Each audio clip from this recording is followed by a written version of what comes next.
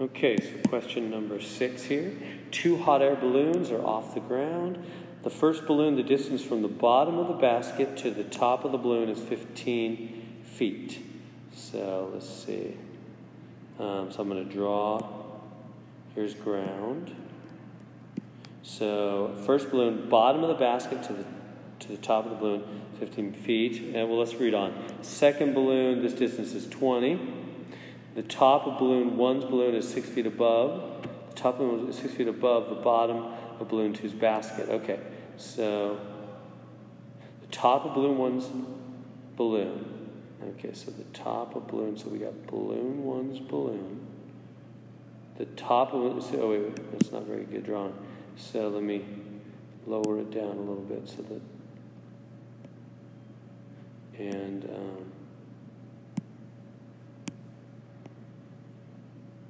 so let's see if I can do this.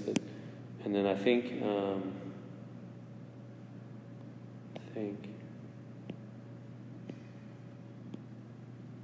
something like this. So this is balloon number 1, balloon number 2, and it says the top of balloon 1's balloon right there is 6 feet above the bottom of balloon. So this is 6 feet above the bottom of balloon 2's basket. That's 6. And top to bottom distance here for balloon 1, right, from the bottom of on the first balloon, the bottom to the top is 15. For the second balloon, this is 20. Okay. If the distance from the ground up to the bottom of balloon 1's basket is 50, so that's 50. Doesn't look like it on my diagram. How far is it from the ground up to the top of balloon 2's balloon?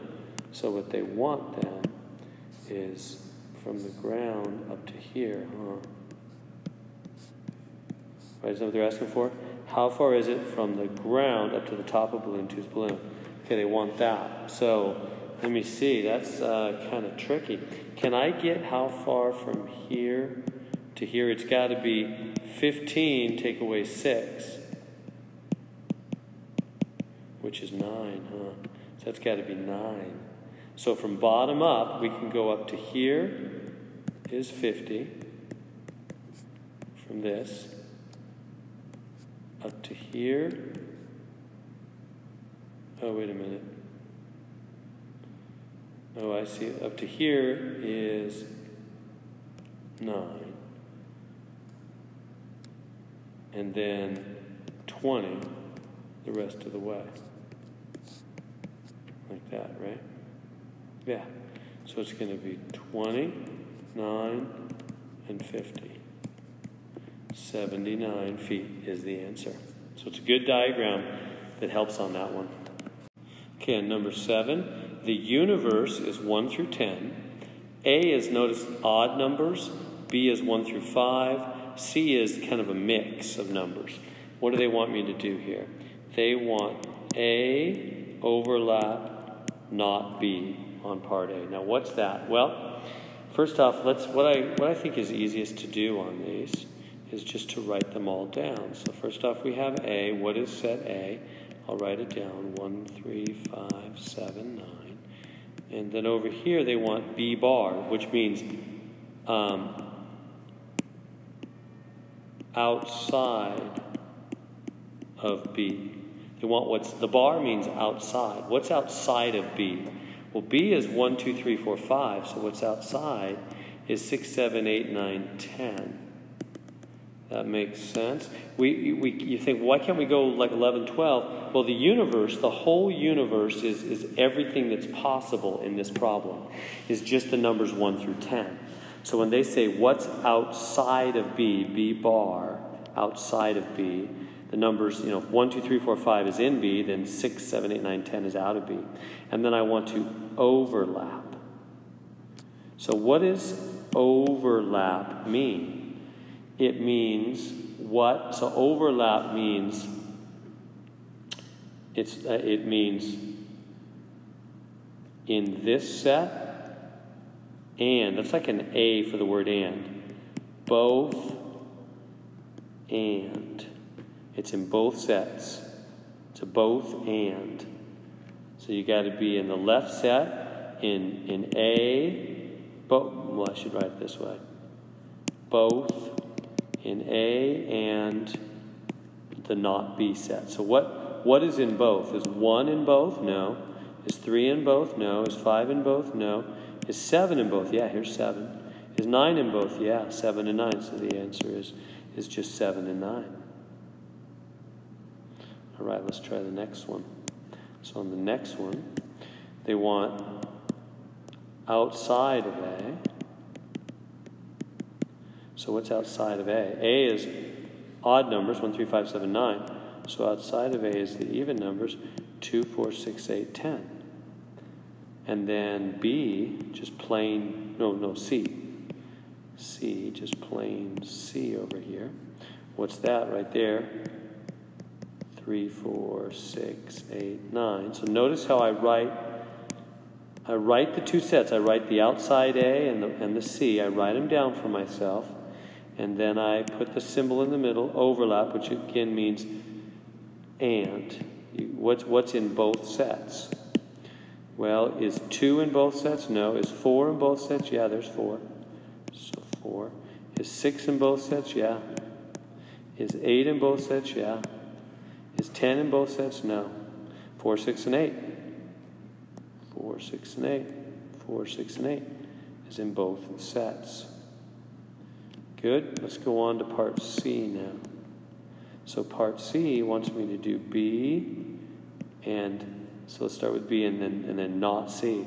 So starting with B, what's in set B? 1, 2, 3, 4, 5. 1, 2, 3, 4, 5. And what's in, this is outside of C, not C.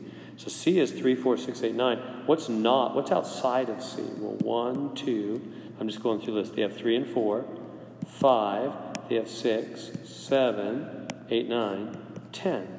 These are the numbers that are not in C, outside of C, because C is 3, 4, 6, 8, 9. These are the numbers outside of C.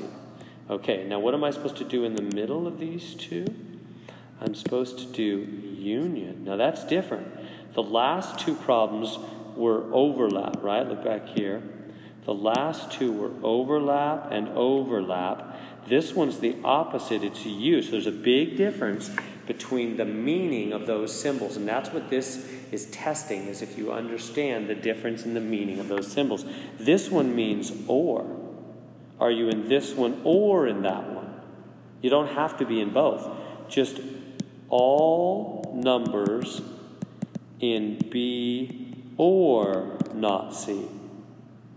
Whereas this meant all in A bar and C, and this meant all in A and B bar. So the overlap means and. It's like an A. You can remember it's like an A for and. And the union means or. You just have to be in either one. You don't have to be in both. Okay, so here we go. So first off, 1, 2, 3, 4, and 5, all of those are in the first one, so they're in one or the other. If you're in the first one, you're in one or the other. And what else can we add? Here's 1 and 2, we've already got them. Here's 5, we've already got that. 7 and 10. 7 and 10. There we go. That is the union. Union just means uniting them, putting them together. All of these together with all of these, but you don't repeat anything. You just put them all together. You unite them. You list everything that's in the first set, all the numbers in the first set or in the second set. Whereas up here, overlap means who's in the overlap, who's in both sets. See that difference? Let's go on to D. So for D, I'll bring it up here. Part D now. It's A bar union B. So it's a funny looking B there. So let's start with A bar. So that means outside of A. So what's out? Here's A, 1, 3, 5, 7, 9. So what's outside? 2, 4, 6, 8, 10. And then B, what's B? 1, 2, 3, 4, 5. Okay, and in the middle we're putting union, which means or. We want to list everything that's in the first set or the second set. So right away again we can write down everything in the first set. Right, 2, 4, 6, 8, 10. And then what else? 1, 2 we've already got, 3, 4 we've already got, 5. There we go. You don't have to reorder them. It's fine just to leave them in whatever order. Those are all the numbers that are in the first set or in the second set. It's the uniting of those two sets together into one big group. Okay, now, E and F are a little more tricky. Let's go to a fresh screen here. So for E, it's B union C with the bar over the whole thing. Now, when the bar is over all, see, instead of just being like over one letter, the bar is over all, do the opposite at the end of the problem. That's how you do that. When there's a bar over the whole thing, you do it at the end because it's saying the opposite outside of the whole thing. It's not just saying outside of B or outside of C. It's outside of the whole B union C. So you got to first find out what B union C is and then take the opposite. Take the things outside of that. So let's start with B and C here. So what's in B? 1, 2, 3, 4, 5. What's in C? 3, 4, 6, 8, 9. And then we want to unite them. Unite them, that's what's in the middle. Okay? So you know what to unite means. So B union, C, the union just means put them all together. Unite them. Everything in the first set or in the second set. So that would be 1, 2, 3, 4, 5. Right? Everybody from the first set. And then 3 we've already got, 4 we've already got, 6, 8, 9. Add 6, 8, 9. So that's the uniting of sets B and C. We're not done yet. We have one more step. We've got to take the opposite of that now. So that's the uniting of B and C. That's just putting them all together, everybody that's in B or in C. Now, finally, we want the opposite. We want outside of that. So what's outside of this? What's not in this? Looks like 7 and 10, right? Because we're missing 7 right here and 10 right there. That's what's outside. That's our answer to that problem. 7 and 10. Let's try F. Go to a fresh screen. Grab F, bring it up here. This is A intersect B. Bar over the whole thing. Bar means, again, the bar over all, you do the opposite at the end of the problem. So I'm going to take the A and the B. So what's A? A is the odd numbers. 1, 3, 5, 7, 9. What's B? 1 through 5. 1, 2, 3, 4, 5. And then what am I supposed to take between them? Overlap. Right? It's A and B. Overlap. What does that mean? That means the word and. It's like an A for the word and. It's this group overlapping with that group. So the overlap is what? Where do those two groups overlap? Which numbers are in this group and in that group? Because this is overlap, right? It's not union. We're not just uniting them and putting them all together and taking everybody in the first or the second. We're overlapping. We're just saying who's in both the first group and the second group in the overlap. Well, 1 is in both. Is 3? Oh yeah, 3. 3's in both. 5? Yeah, 5's in both. And that's it. 7's not in both. 9's not in both. 2's not in both. 4's not in both. There it is, 1, 3, 5. But we're not done yet. We have one more step now. Now we're supposed to take the opposite of that. So the opposite of 1, 3, 5 would be 2, 4, and then 6, 7, 8, 9, 10. There we go. That's what's outside of the A overlap B. There's our answer. 2, 4, 6, 7, 8, 9, 10. That's a 2 there at the front.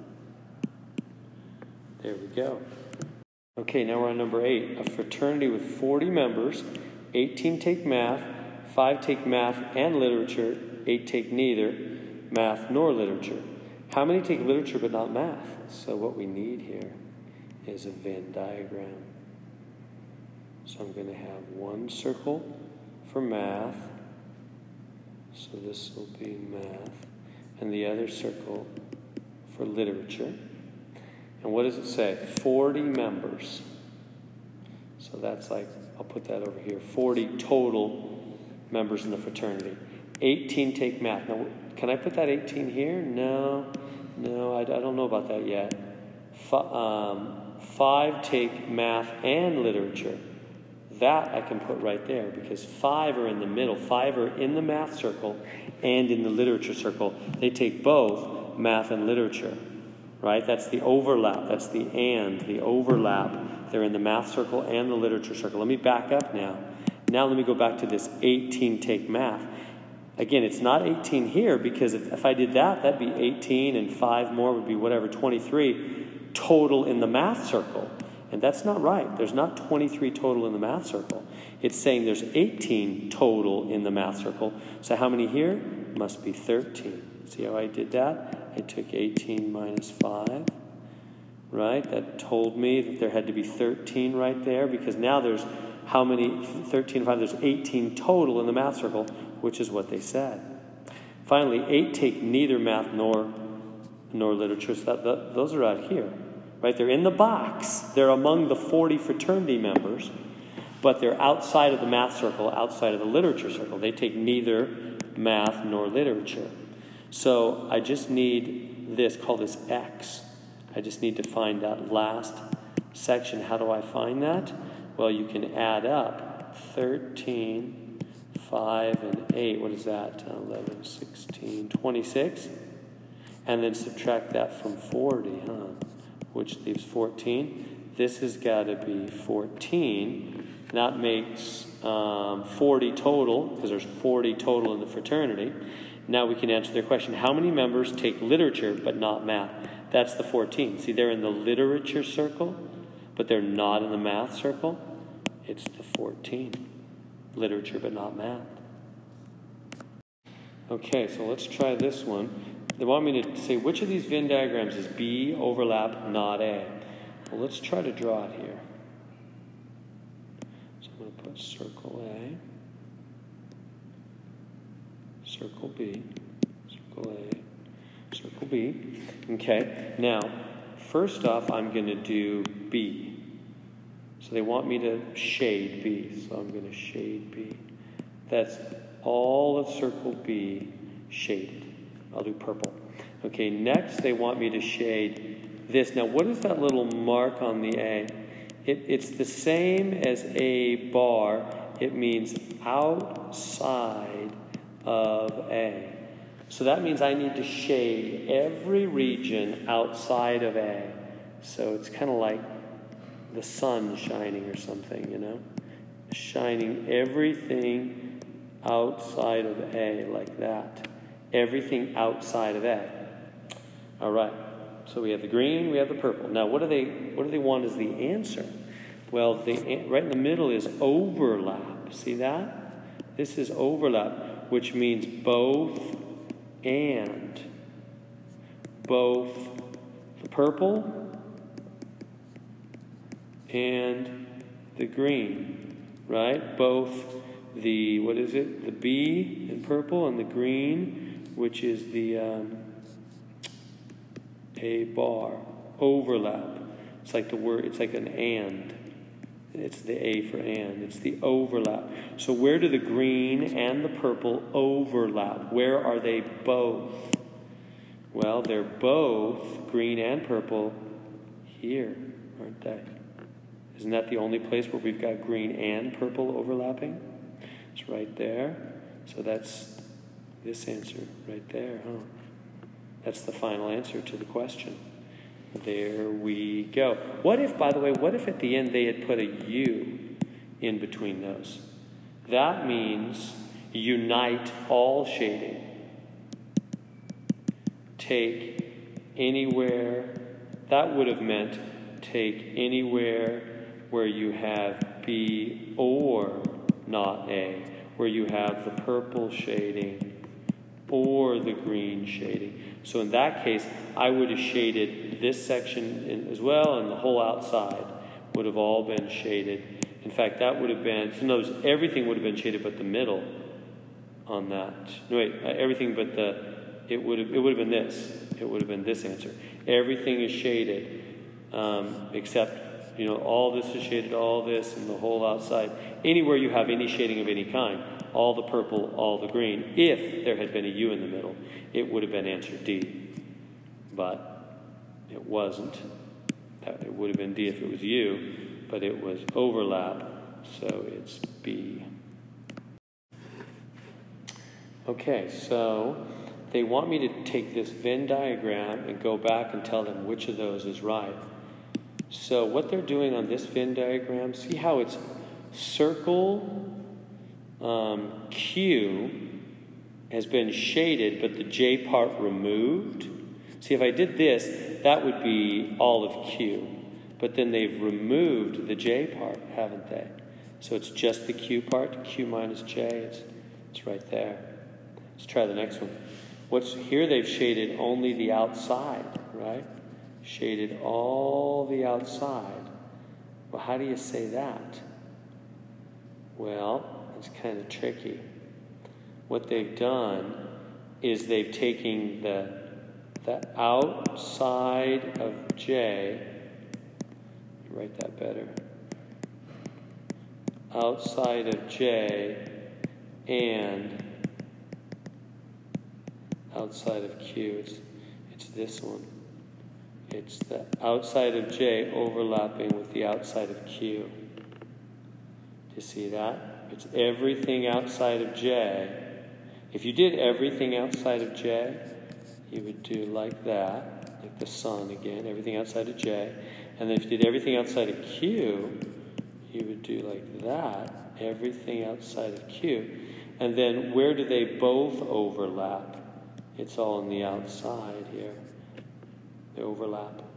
Part C is really pretty tricky. Part C is saying, okay, what is this shaded region right here? Do you see how that's almost J overlap Q?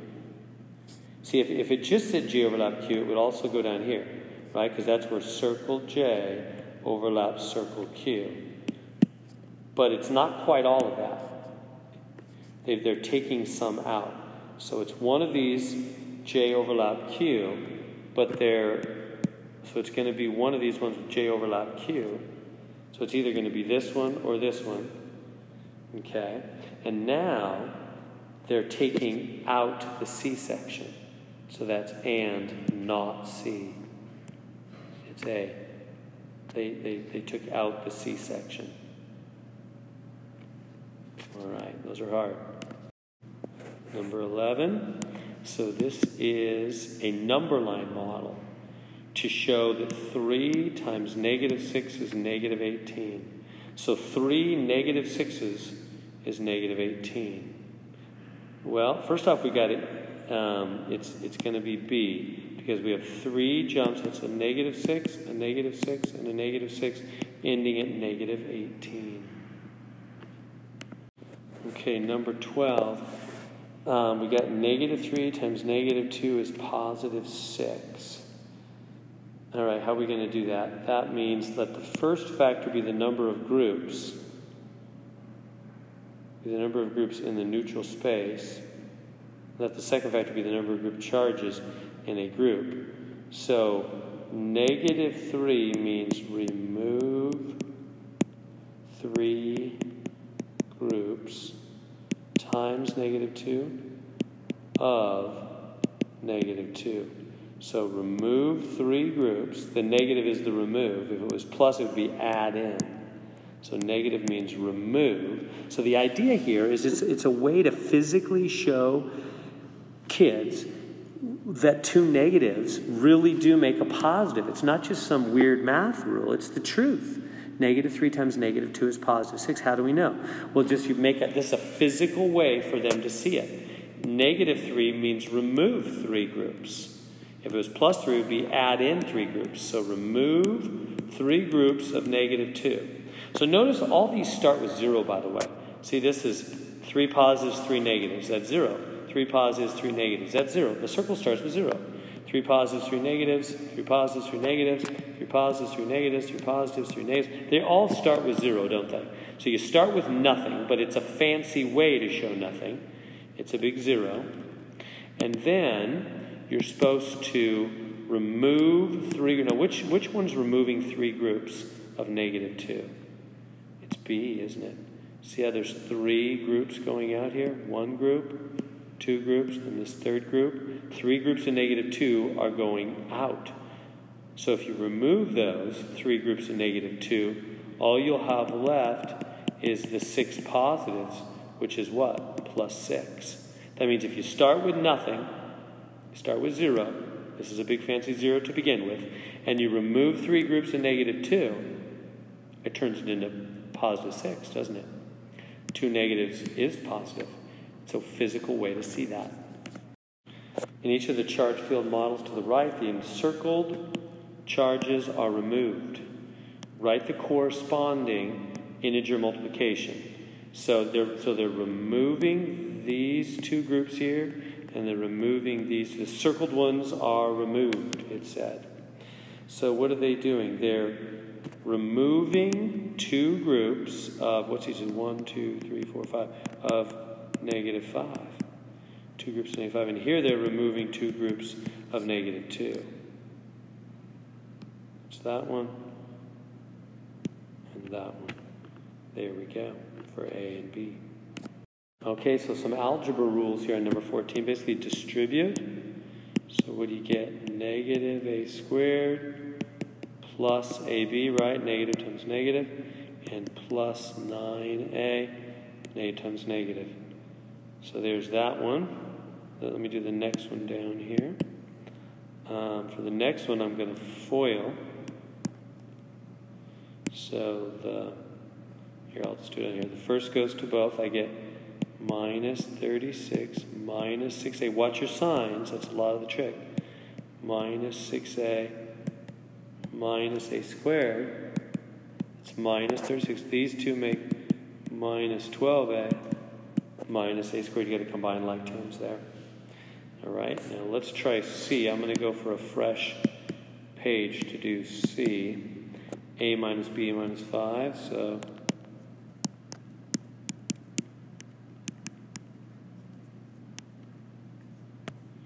and A plus B plus 5.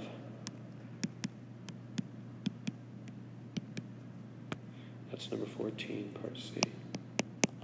Okay, so here we go. So this A is going to go to all 3. We'll get A squared plus 5A. Oh, I'm sorry, I'm getting totally confused. This A is going to this one, this one, this one. So A squared plus AB plus 5A, he's done. And now the B is going to go to all 3. So minus AB, watch your signs, minus B squared, minus 5B. And then the minus 5, he's done. Minus 5 is going to go to all 3. Minus 5A, minus 5B, minus 25. Okay. Can we combine any like terms here? Let's start with A squared. Bring him down. Kind of scribbly there. That's an A there. A squared, AB. Oh, AB minus AB. Let's cancel. 5A. Oh, 5A minus 5A. Let's cancel. Minus B squared. Minus 5B and another minus 5B is minus 10B. And then minus 25. So I underlined things and crossed them off just to make sure I wasn't missing anything.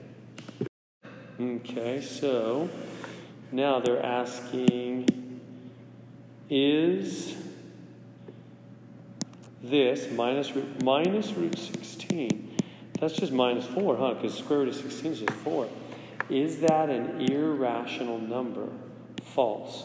What's an irrational number? Let me write that. Irrational number, it means the decimal goes forever with no repeating chunk. Decimal goes forever with no repeating chunk. This isn't even a decimal that goes forever. It's not irrational. Okay, so here in number 16, they're giving me the number -9, and they want me to say yes or no if it's in each of these categories. Natural numbers, whole numbers, integers, rationals, irrationals, reals. Well, let's talk about that for a minute. So if you, this is number, what is it, 16? This is number 16.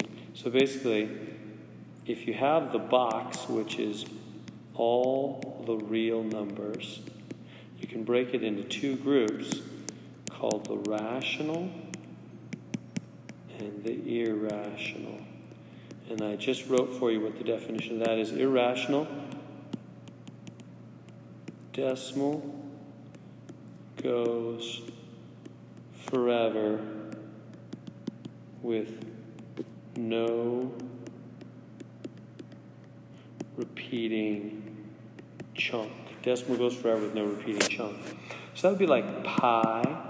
You know, pi goes forever, 3.14, 159, 26, blah, blah. No repeating chunk. It just goes forever, no repeating chunk, pi. Or any square root that's not clean. Square root of 2 is 1.41, blah, blah, blah, blah, blah, blah, blah. Square root of 3. Now, square root of 4, though, is rational. I'll explain. So rational means either no decimal or decimal ends or decimal goes forever with a repeating chunk. So it's either no decimal, or the decimal ends, or the decimal goes forever with repeating chunk.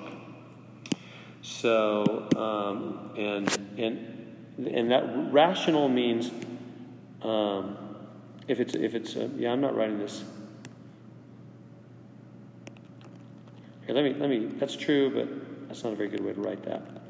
So a rational number is, so if it's a decimal ends or repeats a chunk. How about that? It either ends or repeats a chunk. Number two, if it's a fraction,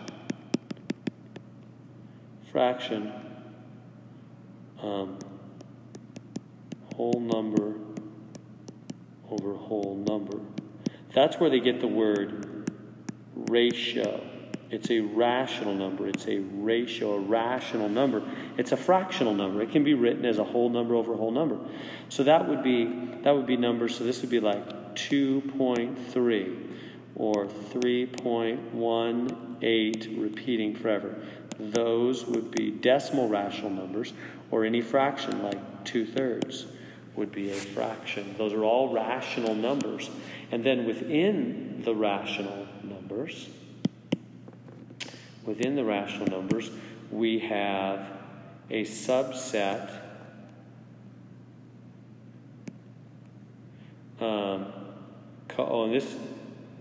these can be positive or negative. It doesn't matter. Then within that, we have the integers, not integers. Here, I'm running out of room here. I'm going to need to make this go down further.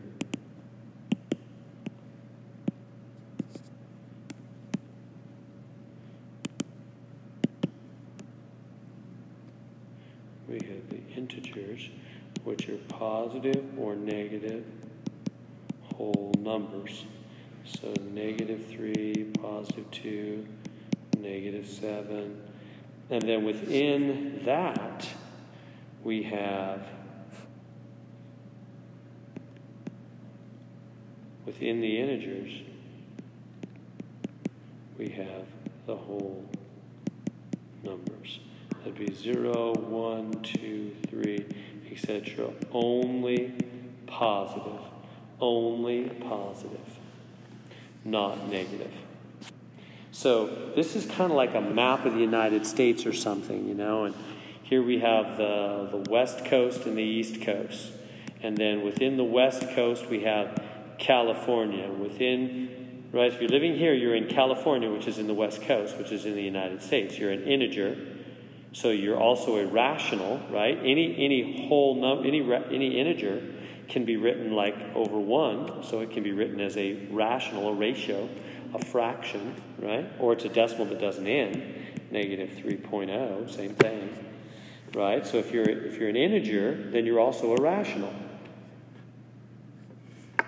If you're living in California, you're also living in the West Coast, right? So the integer, the blue integer box is within the left side rational box. All these integers are really over 1. They're all rationals also.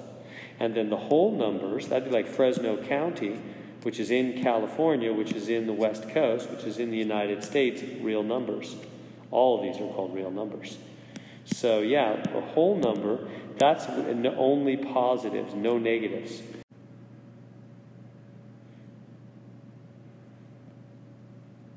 Every whole number, all of these whole numbers are integers, because an integer is a positive or negative whole number. So all the whole numbers, if you're living in the whole numbers, then you're an integer. And if you're an integer, then you're rational. And if you're rational, then you're real. So these are sets within sets. So there's how it lays out. All the whole numbers are integers, right? The integers just add on. So if you start with the whole numbers, then you add the negatives, that's integers. And then you add the ones that can be written as fractions, like 2/3, or the decimals that end or have a definite repeating pattern. That's rational numbers. And then on the other side, there's irrationals like pi, which go forever with no pattern. Square root of 2, all the square roots. Square root of 4 would actually be over here. Square root of 4 is just 2. So it's a whole number. Thus it's an integer, thus it's a rational. Whereas square root of 2 and 3, those are irrational. All right, so getting back to our question. -9, is that a natural number? Oh, natural is basically the same as whole numbers. So is that a natural whole number? No, because it's negative. Is it an integer? Yes, it's an integer. Is it rational? Yes. It can be written as a ratio, -9/1. Is it irrational? No. It doesn't have a decimal that goes forever without repeating a chunk. Is it real? Yes, they're all real numbers. Yes, would be the answer, right? See where -9 is? -9 would be in here in the integer set. He's an integer. He's negative. He's not a whole number. Whole numbers is only positive. So he's not a whole number, nor natural numbers is another name for the same thing, basically. The only difference, the whole numbers include the 0. The natural numbers start at 1. Whatever, same thing. The whole numbers that start at 0 and go on forever. The natural numbers start at 1 and go on forever. The integers include the negatives. So this is a negative. So he's not a whole number nor a natural number, but he is an integer. He is a rational because it can be written as a ratio. Or he could be written as a decimal that ends. He's not irrational because he's not a decimal that goes forever without repeating a chunk, and he is real. All right, 17 is the cube root of 270. Break down that 270, 27 times 10, 3 times 9, 3 times 3, 2 times 5. So what we have then is the cube root. Just do that in your calculator. 3, 3, 3, 2, 5. 3, 3, 3, 2, 5. So how do you simplify? Well, whatever number is in the hook, like a 3 in the hook, a third root. That means it's like shopping at Target and there's a 3-for-1 deal. So you circle 3 3s and it sends 1 out and they're gone. It's a 3-for-1 deal. It sends 1, 3 out. What's left inside? 2 times 5, 10. 3 cube root of 10. Okay, so here in number 18, they want us to solve for x. So here's the wall. We have x on opposite sides. Let's do the x's first. You have to get rid of one of them. So let's add x to both sides. Gets rid of that. And then we've got x plus x is 2x. This is 1x and 1x is 2x. And now, we've got to get x alone. So subtract root 5 from both sides. Bring down the 2x. And then how do we deal with this? 4 roots of 5 minus 1 root of 5 is 3 roots of 5. You treat roots just like you would letters. So 4 roots of 5 minus 1 root of 5 is 3 roots of 5. Last step to get x alone, divide by 2. There's the answer to part A. Let's do part B. 8 sevenths x minus 6.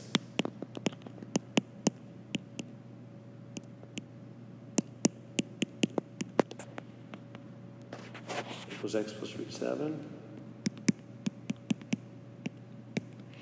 Okay, so when you got a fraction, like that 7, you want to multiply all the terms by that 7 to cancel that out. So what does that give us? 8x minus 42 over here, 7x plus 7 root 7. That 7 has to go to the front because he can't go in the root because he's not in a root. Stuff that's outside the root must remain outside the root.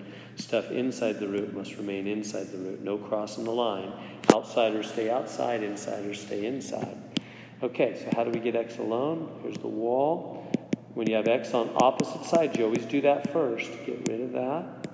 That leaves 1x minus 42 is 7 root 7.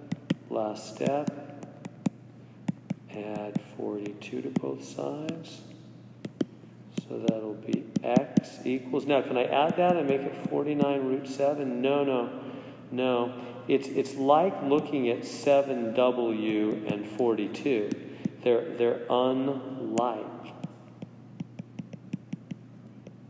This and this are unlike, so they just stay separate. 42 plus 7 root 7, just like 42 plus 7w would have to just stay separate. You can't add them, they're unlike. Again, roots are just like letters. So unlike roots are like unlike terms. You can't add them. You just need to keep them separate like that. There's our answer. Okay, so here's 18c. I'm going to distribute there. Get 30x plus 5 root 2. Distribute the 8. 48x. Plus 8 root 2 is 13. Gather like terms, 30x and 48x. What does that make? 78x and 5 root 2 and 8 root 2 is 13 root 2. Okay, now x, here's the wall. X wants to be alone. Subtract 13 root 2 from both sides. Bring this down. 78x equals.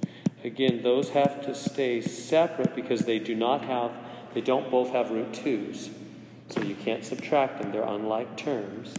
Last step to get x alone, divide by the 78. Oh, and actually, let's divide. Does that go in? Does 13 go into 78? I don't think so. Whoops. Messed that up. 78. 78 cancels. There we go. X is alone. That's the answer. Oh, wait a minute. No, my mistake. It does. It does go in, so I'm going to have to, it's not the answer yet, is it? So I'm going to have to divide them both by 78, and then you can simplify. 13 goes into 78 6 times.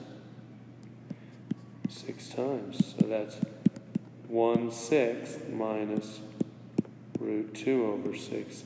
That's our final answer right there. Or you could say 1 minus root 2 over 6. Either way, it's the same thing. There's our final answer for x. Okay, so we're trying to solve for x. Distribute. 2 root x minus 8. Distribute. 5 root x minus 20. Okay, what do we do with, we have x's on both sides. I'm going to subtract the lower one, subtract the 2 root x from both sides. And that leaves what? 3 root x minus 20 is minus 8. Okay, now x wants to be alone. Add the 20. So that would be 20 minus 8. Was that 12? 3 root x. Last step, divide by 3. Boom. 4 is root x. Let me bring that over here. 4 is root x. What do you do to turn that into normal x now? You second power, second power. Second power cancels the root. X is 16. Okay, so now this one's a little tricky. We've got to get rid of that 2 power. And the way we get rid of that 2 power, whenever we have, let me just show you over here on the side. What if we just had x, let's do w. W squared equal 9. Well, you know the answers for w are 3 or negative 3, huh? Either one, 3 squared or negative 3 squared would be 9. 3 or, plus or minus 3, either one squared would be 9. So those are the real 2 answers.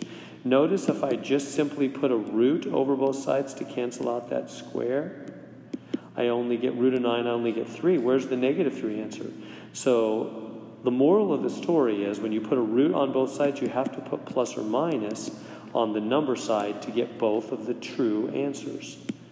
So let me write that out. So when 2 power, you do root and plus or minus root. So you have that 2 power, I'm going to do root and plus or minus root. Do you see why we have to have the plus or minus, as we observed in that example with w squared is 9? If we just did the root without the plus or minus, we would only get to 3, but we know that 3 or negative 3 squared is 9. So we have to put plus or minus to get both the answers. Okay, so where does that go from here? The rooting cancels the squaring, and we get root of x minus 6 is plus or minus 4. Well, let's break that into 2 separate equations. That's root x minus 6 is plus 4, or root x minus 6 is minus 4. In both cases, we have to get x alone. So now we add 6. Gonzo. Root x is 10. Over here we add 6. So root x is 2. And then next step, how do you get rid of that root x? 2 power both sides. So it cancels the root. X is 100. Same thing here. You've got a 2 power both sides. Cancels it out. It's 4. 2 answers, 100, 4, are both answers to this problem. Okay, so here we have number 19. For a particular event, 917 tickets were sold, 36.25. Students paid 3 per ticket. Non-students paid 5 per ticket. How many student tickets were sold? So we need 2 equations here. We're going to have student tickets plus non-student tickets is 917 total tickets. See, the first equation, when you have a money problem, this is a money problem. First equation will have no money in it. And the second equation, all the parts will have money in it. So the first equation is just total objects. How many student tickets were sold plus non-student tickets, 917 total tickets. The second equation, you're going to bring the money in, $3 per student ticket. So 3S, right? S is how many student tickets were sold times $3 each, plus how many non-student tickets were sold times $5 each, equals the total money that was collected, $36.25 total money. So that's the money equation. Okay. So we have two equations. Let me take it to a fresh screen here for number 19.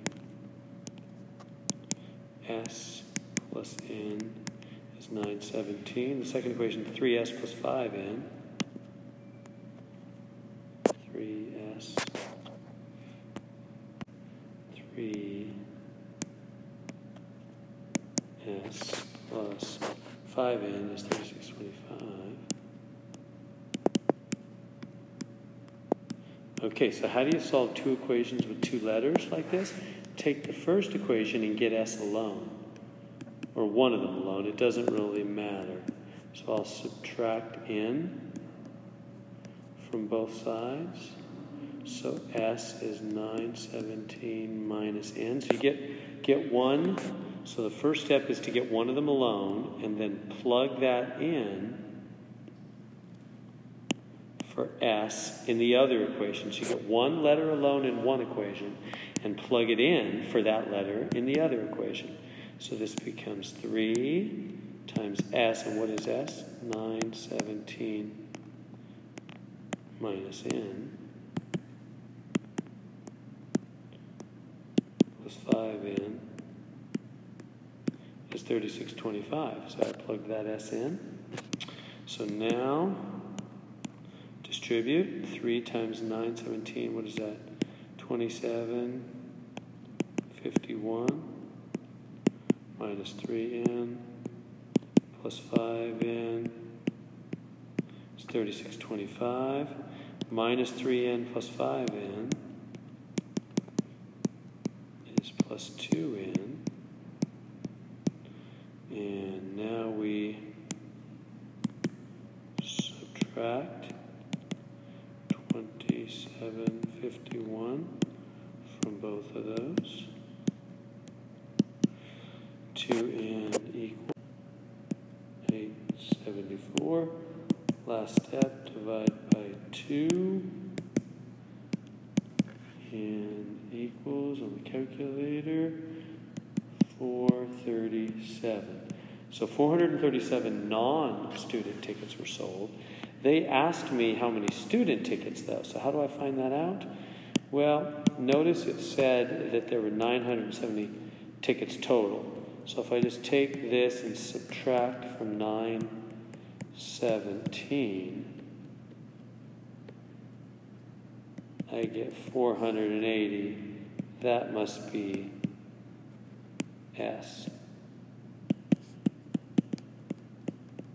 Student tickets were sold.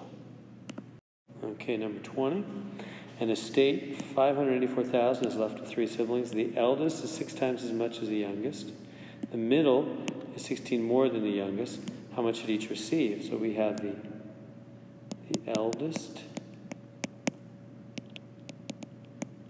the middle, and the youngest. Notice they're all referring to the youngest. So let's call the youngest Y for youngest. And then the middle, what does it say? The middle gets 16,000 more. So the middle adds 16,000 to the youngest. And the eldest, 6 times as much as the youngest. 6Y, huh? And then, we go to a fresh screen here. I'm going to add 6Y and Y plus 16,000 and Y. I'm going to add them all up to be 584,000, the total inheritance. So here we go, 6Y plus Y plus 16,000 plus Y, the oldest, the middle, the youngest, equals 584,000. All right, so this is eldest, middle, youngest. Okay, so now add like terms. 6Y, 1Y, 1Y, that's 8Y plus 16,000 is 584. So now subtract 16,000. Bring that down.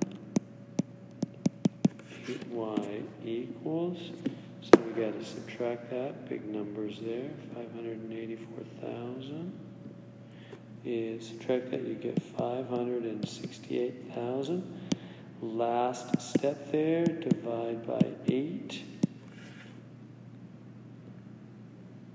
And I'm getting y equals 71,000. So y equals 71,000. So that's the youngest. That's the youngest. We'll go back here. The youngest is 71,000. But the put in, so the y is, so the middle is going to be y, which we now know is 71,000. 71,000 plus 16,000, which will be, what's that, 87,000. And the oldest is 6 times 71,000, which is 426,000. That oldest got a lot more of the inheritance. That's a 4 there. There we go. So on number 21, we're going to take the 0, and they want me to plug it in. Consider the two functions. They're machines. Find the total output. So I'm going to take a 0, that means, and put it into this function. And it's 7 times whatever you give it. 7 times 0 is 0. And so that comes down. And 0 goes into this machine, and it's 0 add 5, and that comes out 5. Let's try the next one. So now we'll take 5, and we'll put a 5 in, and it's 7 times whatever you give it. 35, that 35 comes down here, and it's 35 add 5, it comes out 40. Let's try one more. Then it's 12. Put a 12 in, it's 7 times 12, which would be 84. And then that 84 goes in here, and it's 84 add 5, comes out 89. There we go.